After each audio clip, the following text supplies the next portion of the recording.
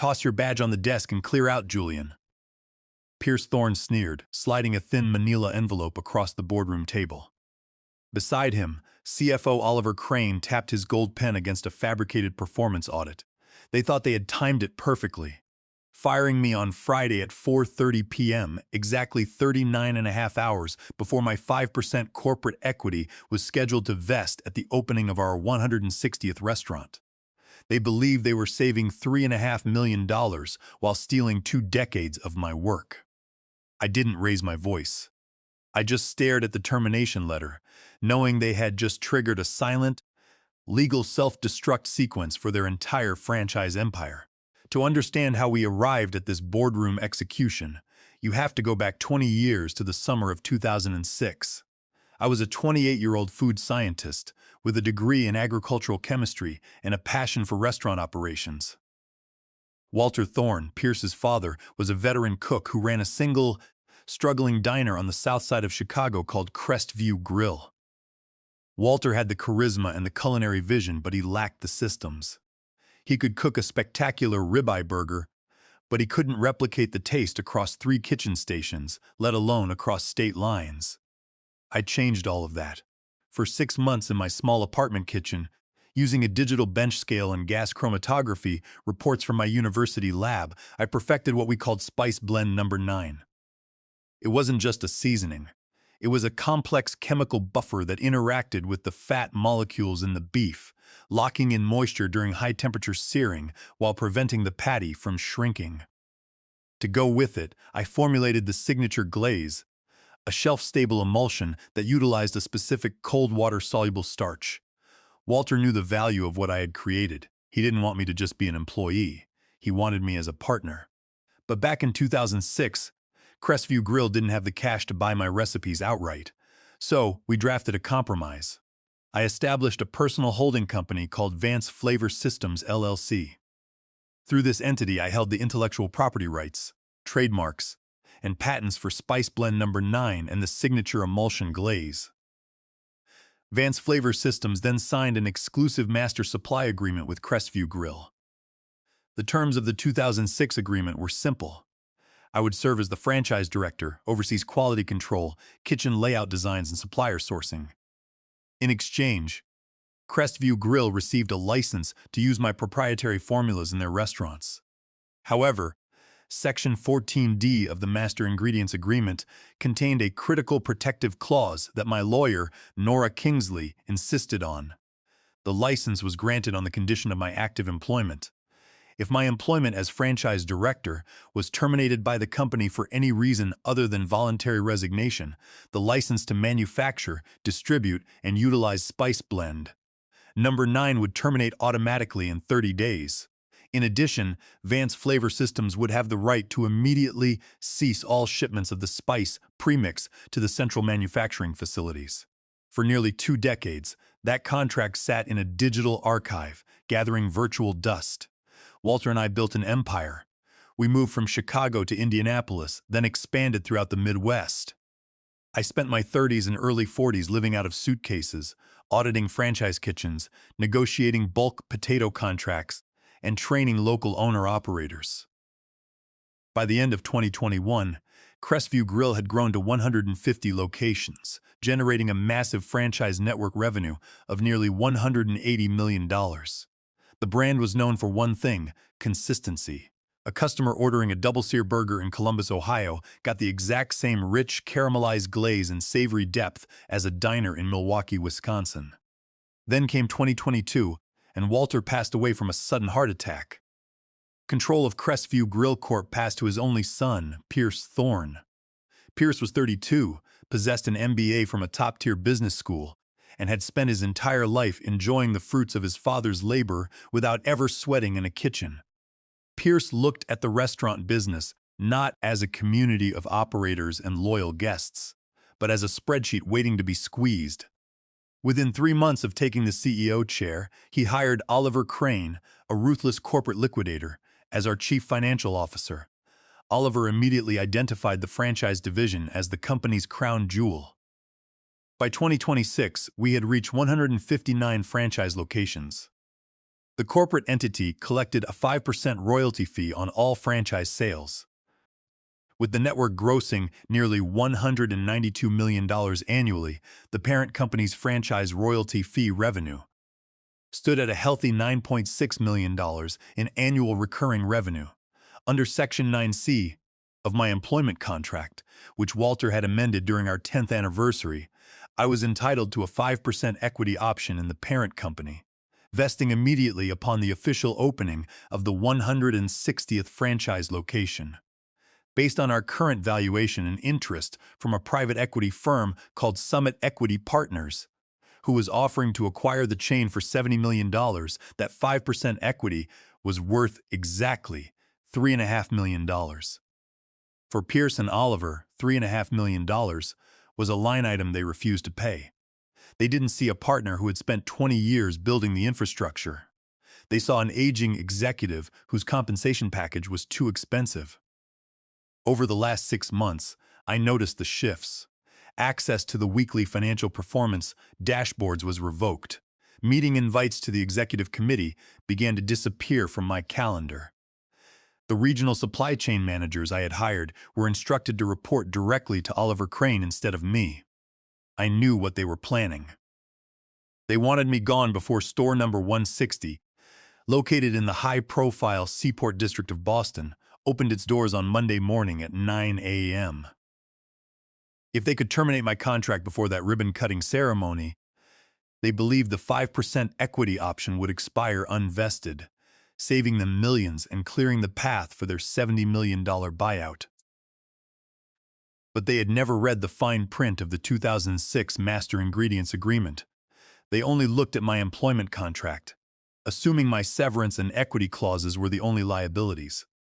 They didn't realize that the heart and soul of Crestview Grill, the very spice mix that customers paid for, belonged entirely to me. And as I sat in that quiet boardroom on Friday afternoon, watching Pierce sign the termination paper, I knew the trap was about to spring. The days leading up to Friday, October 23, 2026, were a blur of logistics and operational tension. As the franchise director, I had spent the last 3 weeks coordinate the supply chain for our 160th location in Boston's Seaport District. This was supposed to be our flagship, a 3,000-square-foot high-traffic site designed to showcase the brand's scalability to Summit Equity Partners. We had imported custom wood-fired charbroilers from Germany and installed a state-of-the-art dual-lane kitchen layout that I had personally engineered to reduce ticket times to under 4 minutes.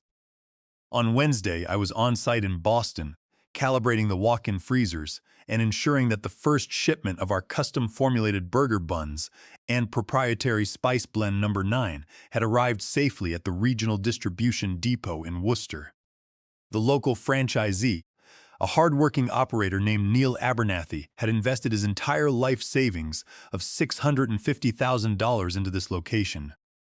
He was nervous, but I assured him that as long as he followed our operating procedures, the location would gross at least $1.5 million in its first year. At 2 p.m. on Friday, while I was helping Neil's kitchen crew run dry drill simulations of the burger prep line, my phone buzzed. It was an urgent calendar invitation from Pierce Thorne's executive assistant. The subject line read, Q4 Franchise Operations Alignment Urgent. The location was the corporate headquarters in Indianapolis. Julian, we need you back at headquarters by 4 p.m., Pierce's assistant said when I answered. Pierce and Oliver want a final sign-off on the Boston opening checklist before Monday. I could have protested. Boston to Indianapolis was a 2-hour flight, and catching a commercial flight on such short notice was nearly impossible. But I had a feeling this wasn't about a checklist. I had kept bags packed in my car. I drove straight to Logan International Airport, boarded a private charter flight that Vance Flavor Systems paid for, and walked into the corporate office building at exactly 4:15 p.m. The corporate headquarters of Crestview Grill occupied the top floor of a sleek glass tower. When I walked past the reception desk, the usual warmth was gone. The receptionist, who had worked under Walter for 10 years, avoided eye contact and stared intently at her monitor. 2 security guards in dark suits stood near the elevators. I pushed open the heavy oak door of the main boardroom. Pierce Thorne sat at the head of the table, scrolling through his phone. Oliver Crane sat to his right, a thick manila folder open in front of him. "Ah, Julian, glad you could make it." "Have a seat," Pierce said, not looking up from his screen. I sat down opposite them. I was in the middle of training Neil's staff in Boston Pierce. "We have 48 hours before the soft launch. What's so urgent?" Oliver Crane cleared his throat, sliding the folder toward me. "Julian, we've spent the last quarter conducting a comprehensive performance audit of the franchise division. Unfortunately, the data shows some disturbing trends." I opened the folder. Inside were color-coded charts and tables, all pointing to a supposed decline in operational compliance and regional growth metrics in our Northeast expansion zone. The numbers were completely fabricated. They had taken the delayed opening of 2 stores in Maine, which was caused by municipal zoning delays, not our department, and blamed it on my leadership. According to our projections, Oliver continued in a flat, clinical voice, "Your department's delays have cost the corporation $380,000 in unrealized royalty fees this fiscal year. Additionally, we have documented 3 instances where you failed to submit quarterly kitchen audit reports within the standard 48-hour window." I looked at the documents, then at Oliver. "Those audits were submitted on time, Oliver. I have the automated email receipts from the franchise portal. The main delays were due to a historical preservation permit dispute with the city council. Walter and I agreed to delay those openings to avoid a litigation battle. Walter is dead, Julian." Pierce cut in, finally setting his phone down. He leaned forward, resting his elbows on the mahogany table. "We are running a 21st century business now. We don't make handshake deals and excuses. The board has reviewed the audit, and we have decided to terminate your employment for cause, effective immediately." "For cause?" I asked, keeping my voice level. "You are alleging gross negligence based on municipal permit delays?" "Gross negligence, failure to meet development quotas, and insubordination," Oliver read from a prepared script. "Under Section 7A of your employment agreement, termination for cause voids all outstanding equity options, including the unvested 5% option tied to the Boston location." There it was. The real motive, laid bare in a cold boardroom. By firing me for cause, they could legally wipe out my $3.5 million payout. "We have prepared a severance release," Oliver said, sliding a second document across the table. "If you sign this waiver, agreeing not to pursue litigation against Crestview Grill Corp., we will offer you a lump sum payment of $50,000 and 3 months of continued health insurance." I looked at the waiver. It was a standard gag order, stripping me of my right to sue for wrongful termination, and more importantly, attempting to retroactively claim the rights to all trademarks and formulas owned by Vance Flavor Systems LLC under the guise of work-for-hire intellectual property. "I won't be signing this," I said, sliding the waiver back. Pierce laughed, a dry, arrogant sound. "Julian, be realistic. If you don't sign, you walk out of here with nothing. We'll lock you out of the server, terminate your corporate email, and your reputation in the franchise industry will be ruined. Good luck finding a director role at 48 after being fired for cause." I stood up, leaving the fabricated audit folder on the table. I picked up my briefcase. "Understood," I said. Pierce blinked, clearly expecting a shouting match, threats, or pleas for mercy. "Understood, that's it?" "Yes," I replied calmly. "You've made your decision. I will have my personal items cleared from my office by 5 p.m. Bob's security will escort you, Julian," Oliver said, gesturing to the door. "We've already deactivated your keycard." 10 minutes later, I walked out of the glass tower, escorted by 2 security guards who looked more embarrassed than I was. The autumn air was cool, and the sun was setting over the Indianapolis skyline. I sat in my car, took a deep breath, and dialed Nora Kingsley's direct line. "Nora," I said when she answered, "they did it. Fired me for cause, blocked the equity. Did you sign the waiver?" she asked immediately. "No, I walked out." "Good," Nora said, her voice sharp and professional. "Go home, Julian. I'll meet you at your house in an hour. It's time to pull the plug." Nora Kingsley sat at my dining room table, surrounded by paper copies of the original 2006 Crestview Grill corporate charter and the master ingredients agreement. She was 47, had a sharp analytical mind, and had spent 20 years representing independent restaurant groups and franchise owners. She knew the corporate bylaws of Crestview Grill better than anyone, including the highly paid attorneys at the corporate office who had drafted my termination papers. They really fell for it, Nora said, a small, cold smile appearing on her face as she highlighted a paragraph in the contract. Pierce and Oliver were so focused on avoiding the $3.5 million equity payout that they forgot the fundamental structure of how this company was built. They assumed that because you were an officer of the corporation, all your work belonged to them under the work-for-hire doctrine. She tapped her finger on Section 14D of the Master Ingredients Agreement. But Walter Thorne signed this contract as the president of Crestview Grill Corp., and you signed it as the managing member of Vance Flavor Systems, LLC.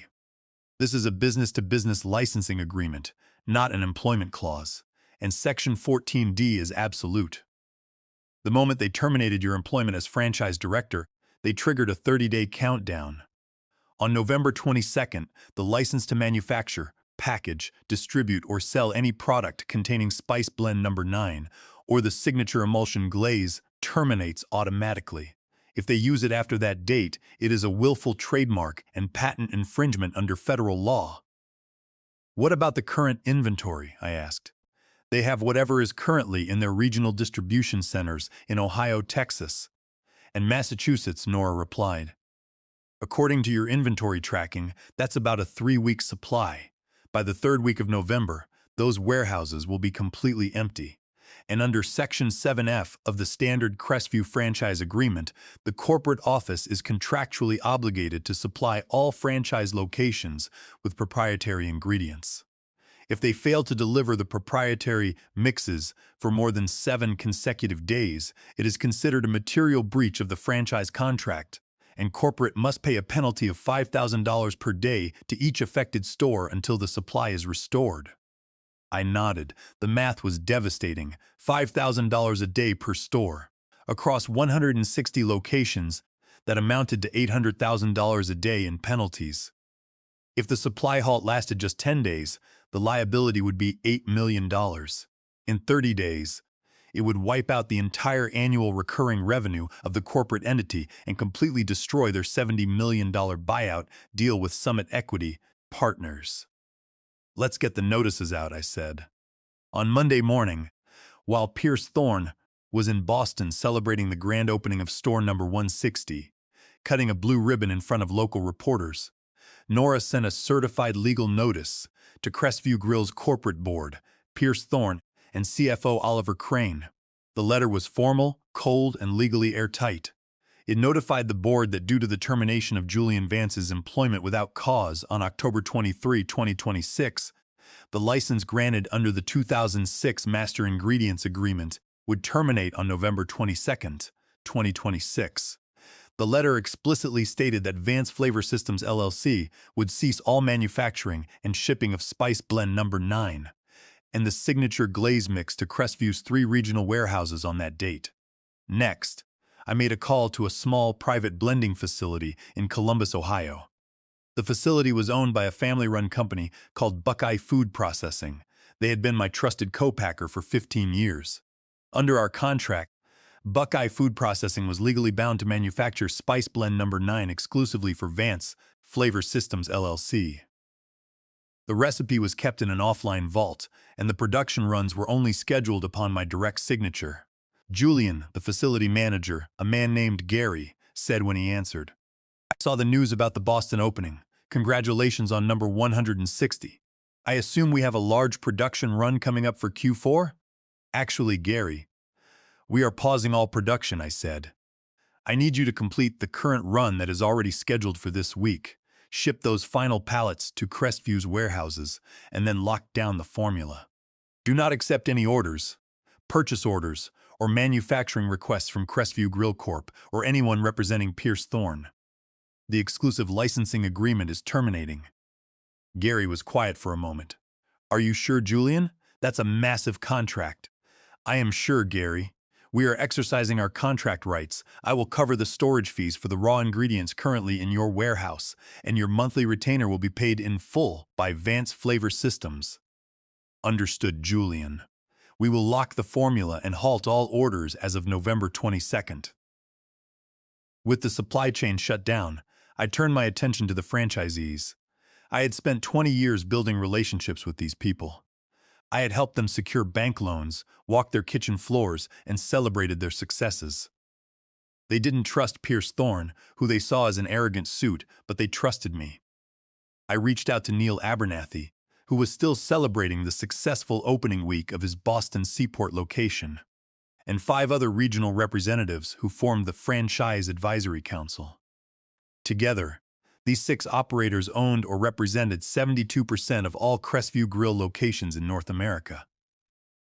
We held a private Zoom meeting on Tuesday evening. When I logged on, their faces were filled with concern. "Julian, what is going on?" Neil asked. "We heard you were fired on Friday. The managers are panicking.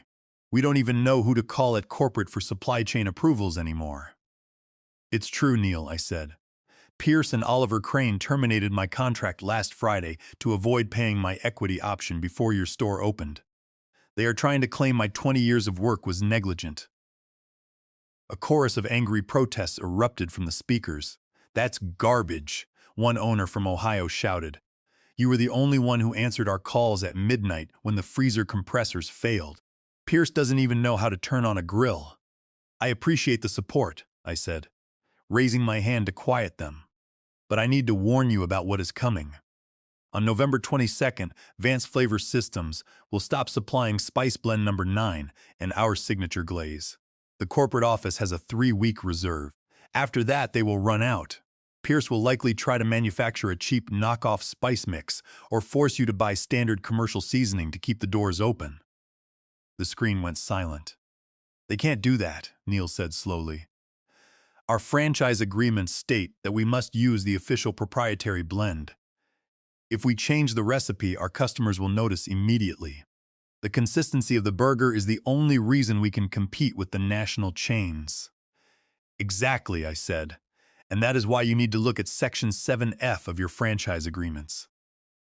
If corporate fails to deliver the proprietary ingredients for more than 7 days, or if they attempt to force you to use unapproved, non-proprietary substitutes that damage your sales, they are in material breach.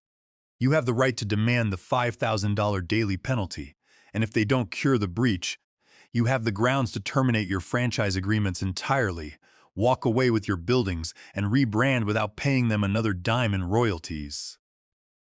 Neil stared at the camera, a slow realization dawning on him. "Pierce is trying to sell the company for $70 million. If we sue and threaten to pull our stores, the valuation drops to 0. "Precisely," I said. "Get your legal teams ready. When the warehouses run dry, don't accept any substitutes. Hold corporate to the letter of the contract." The transition from order to absolute chaos began on Monday, November 22, 2026. As scheduled, the 30-day license termination window closed. At our Columbus, Ohio co-packing facility, Buckeye Food Processing officially ran its last batch of Spice Blend No. 9 under the old corporate contract. Gary had the remaining inventory loaded onto pallets and shipped to the 3 regional distribution hubs, exhausting our raw ingredient allocations. From that moment on, the production line was shut down, and the proprietary formula was locked in a digital vault under my personal LLC's name. At corporate headquarters, Pierce Thorne and Oliver Crane initially dismissed our legal notice as a bluff. They assumed that because they had a large legal department, they could simply tie us up in litigation for years while continuing to manufacture the spice blend. However, they quickly ran into a physical reality. They didn't have the recipe. Crestview Grill's operations manual listed the ingredients of Spice Blend No. 9 as a generic list of spices: onion powder, garlic powder, paprika, and natural flavorings. What the manual didn't list was the specific particle size of the spices, the exact ratios of the 12th ingredient, a rare cold-pressed mustard seed extract, and the precise chemical buffer ratios of the food starch that allowed the glaze to emulsify without separating under high heat. On November 24th, Oliver Crane sent a team of quality control managers to Buckeye Food Processing, attempting to take possession of what they claimed was corporate property. Gary, following my instructions, refused them entry and handed them a copy of our co-packing contract, which explicitly stated that the formula and manufacturing records were the sole property of Vance Flavor Systems, LLC. Panicked, Pierce hired a commercial food laboratory in Chicago to reverse engineer the spice mix from existing packages. They spent $50,000 on emergency gas chromatography testing. But cooking chemistry is complex. The lab could identify the basic elements, but they couldn't replicate the specific heat-treating process of the starch. By the first week of December, the 3 regional warehouses ran completely dry. In a desperate bid to keep the restaurants running, Oliver Crane ordered a generic substitute blend from a mass-market food supplier and had it rushed to the franchise locations in unmarked white boxes. Corporate sent a memo to all franchise operators, claiming the new packaging was a temporary supply chain rebranding and instructing them to use it immediately. The results were catastrophic. At Neil Abernathy's Boston location, the new spice mix failed to bind the moisture in the beef. When the kitchen staff placed the patties on the German charbroilers, the fat rendered out too quickly, dripping onto the burners and causing massive flare-ups. The kitchen filled with thick, bitter smoke. The signature caramelized glaze, lacking the stabilizer starch, separated into a greasy oil and a burnt, black paste. The burgers came out dry, tough, and tasted like charcoal. "Julian, it's a disaster," Neil called to tell me on December 3. "We tried serving the new mix for lunch. Half the customers sent their burgers back. We had 3 people demand refunds in the first hour. A local food blogger just posted a video of our burger looking like a hockey puck, and it's already got 40,000 views. I'm shutting down the grill. I can't ruin my business's reputation for Pierce's ego." Neil wasn't the only one. Across the country, from Ohio to Texas, franchise owners refused to cook the unapproved meat. The Franchise Advisory Council acted instantly. Following our legal strategy, they sent formal notices of default to corporate headquarters, citing Section 7F of their contracts. They refused to accept the generic substitute, demanding the delivery of the proprietary spice blend number 9. On December 9, the 7-day cure period expired. The contract penalties officially triggered. Every single day that corporate failed to deliver the proprietary spice blend, they owed Neil and the other operators $5,000 per store. With 160 locations nationwide, the liability grew by $800,000 every 24 hours. By December 12, the daily penalties had accumulated to $2.4 million. The Franchise Advisory Council filed a joint class action lawsuit in the Federal District Court of Indiana, seeking immediate injunctive relief, contract damages, and the termination of their franchise agreements. The news of the lawsuit hit the financial press on Monday morning. The headline in the Midwest Business Journal read, "Crestview Grill Franchises File Class Action Lawsuit Over Supply Chain Failure. $85 million chain facing network revolt." 2 hours after the article was published, the managing partner of Summit Equity Partners called Pierce Thorne. They officially withdrew their $70 million acquisition offer, citing the material breach of the franchise agreements and the threat of a complete network collapse. Without the buyout, Crestview Grill Corp was facing immediate bankruptcy. The parent company had less than $1.2 million in cash reserves, and they were adding $800,000 a day to their debt.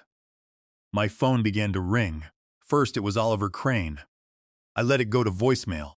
Then Pierce Thorne called 3 times in a row. I didn't answer. Finally, at 4 p.m. on Friday, December 17, exactly 8 weeks after they had escorted me out of the building, I received an email from Pierce's personal account. The subject line read, "Urgent. Settlement proposal and corporate restoration." The text was short, stripped of its usual arrogance. "Julian, we need to talk. We are prepared to discuss a full resolution of your contract terms, the reinstatement of your equity, and a new supply agreement. Please name the time and place." Pierce, I forwarded the email to Nora. "Tell him we will meet them at your office on Monday morning at 9 a.m., I wrote to her, "and tell them to bring their checkbook." On Monday, December 20, 2026 at 9 a.m., Pierce Thorne and Oliver Crane walked into the conference room at Nora Kingsley's law firm. They looked like men who hadn't slept in weeks. Pierce's designer suit was wrinkled, and the confident smirk that had defined his face for the last 4 years was replaced by a pale, hollow expression. Oliver Crane carried a leather folio, but his hand shook slightly as he set it on the glass table. Nora and I were already seated. In front of us sat 3 copies of a drafted settlement and restructuring agreement, prepared over the weekend.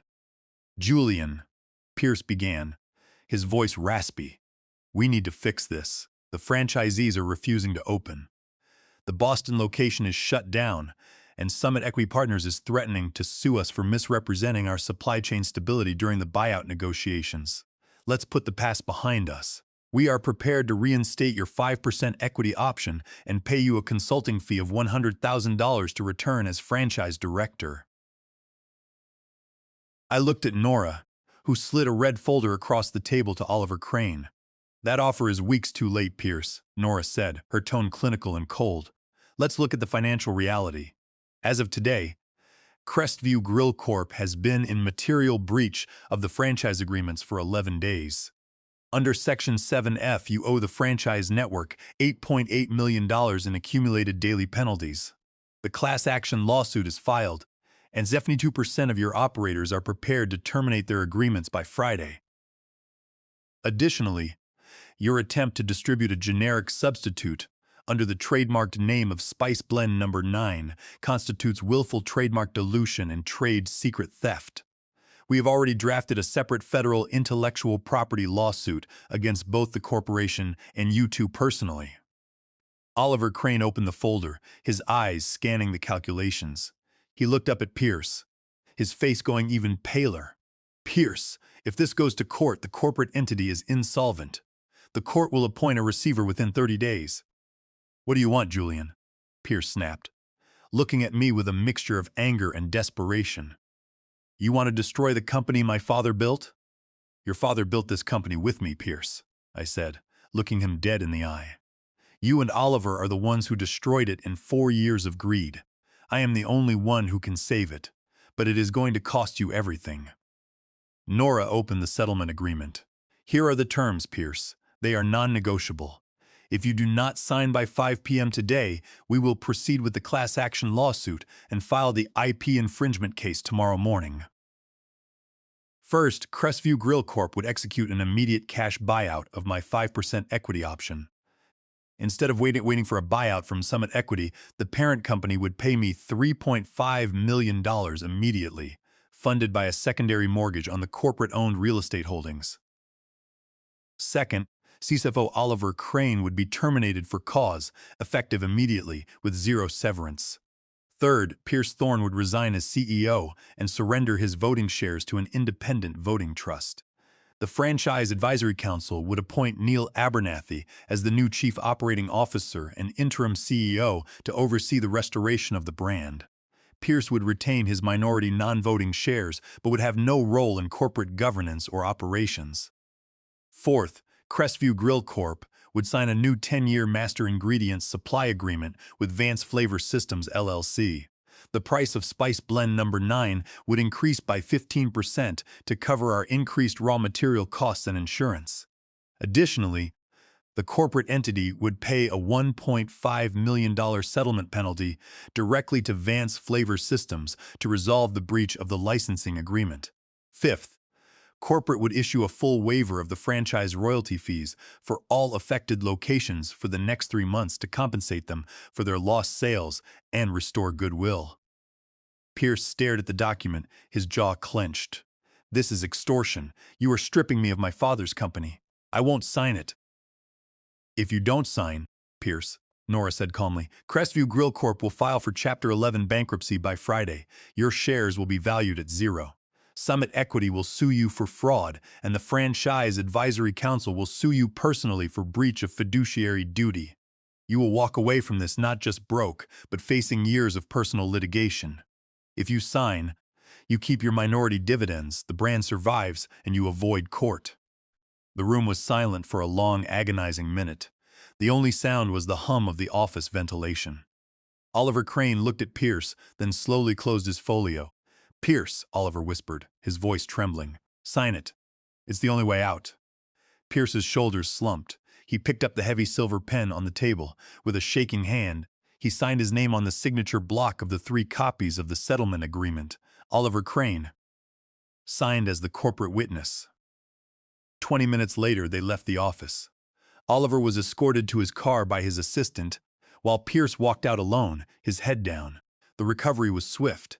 By Monday afternoon, Neil Abernathy was officially announced as the interim CEO of Crestview Grill Corp. The class action lawsuit was suspended. On Tuesday morning, I signed the authorization release at Buckeye Food Processing. The mixing lines restarted. By Wednesday night, 3 refrigerated logistics trucks carrying fresh, sealed drums of Spice Blend No. 9 left Columbus, Ohio, heading toward the regional warehouses. By the following week, the consistent, rich taste of our double-sear burgers was restored across all 160 locations. Customer reviews rebounded, and the franchise network stabilized. On a cold afternoon in January 2027, I flew to Boston. I walked into the Crestview Grill in the Seaport District. The restaurant was packed, the warm smell of caramelized glaze and seared beef filling the air. Neil Abernathy was standing near the kitchen pass, wearing a clean chef's coat. When he saw me walk in, his face lit up with a wide smile. "Julian," Neil called out, walking over to shake my hand. "Table 1 is waiting for you." I sat down, and 10 minutes later, Neil personally served me a double-sear burger with a side of hand-cut fries. I took a bite. The beef was tender and juicy, the glaze was perfectly emulsified, and the subtle, savory heat of Spice Blend No. 9 was unmistakable. It tasted exactly like the first burger Walter and I had cooked in my small kitchen 20 years ago. I looked out the window at the snow falling over Boston Harbor. I had $5 million in my bank account, a lucrative 10-year manufacturing contract that would generate high-margin cash flow for the rest of my life, and the satisfaction of knowing that the brand Walter and I built was finally back in safe hands.